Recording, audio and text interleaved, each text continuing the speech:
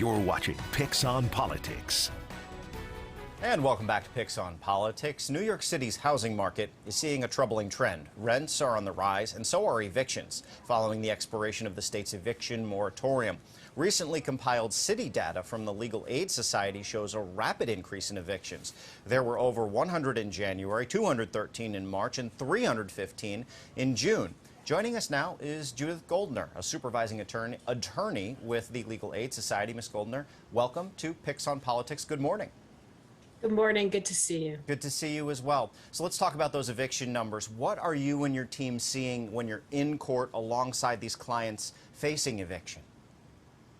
Well, we're just seeing a lot of clients who are self-evicting. So these numbers are actually much lower than the eviction numbers really are. So when we go to housing, homeless shelters, what we're seeing is folks who have, given up, who are entering homelessness, who are doubling and tripling up with family and friends because they really can't afford the rent increases that we're seeing.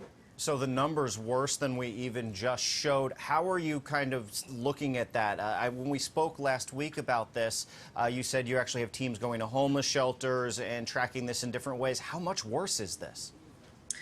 We always expect that the number of evictions, the number of informal evictions is triple or quadruple what we see from martial evictions. 3 or 4 times larger, wow. Yep. So 3 or 4 times larger, and you say good cause eviction could make a difference here. That's state legislation that's pending that hasn't quite gotten through the State House just yet. Let's have a conversation about that. Briefly remind everyone what that is first. Yeah, good cause could definitely help a lot of people. So let's remember good cause has 2 parts of it. First is that it says a landlord can't evict you at the end of your lease unless you're a bad tenant. And a bad tenant is someone who doesn't pay their rent or isn't, misbehaves in other ways, or if the landlord wants the apartment for their own family or their own self. But what good cause also does is restrict rent increases to a level based on inflation, 1.5 times inflation. So that means that the kind of rent increases that we've been increasingly seeing, 100, 200, 300, even sometimes double the rent, wouldn't be possible with good cause eviction. So the Real Estate Board of New York, which represents large landlords and other property owners, says this would be essentially, quote, universal rent control. You disagree. I know you disagree. Why is that not accurate in your view? I mean, rent control is a completely different system. It regulates rents not only for tenants who are in place, but for when someone moves out of the apartment, it restricts how much a landlord can increase the rent. And it's much more restrictive than this. Good cause eviction is really just a code of conduct between landlords and tenants. And it says if you're a good tenant, then you're not going to be evicted. And if you're a good landlord, you wouldn't increase the rent by more than 1.5 times inflation. So let's remember that 1.5 times inflation is currently almost 15%. So it'd be a lot of money in this particular year. It'd be a lot of money. We asked Governor Hochul about good cause and last week, and here's what she said. It did not get through the legislature. I look at the realities of what's in front of me. I know I was able to get a landmark legislation through to help increase affordability and on many fronts, as I mentioned, but there's always the next session.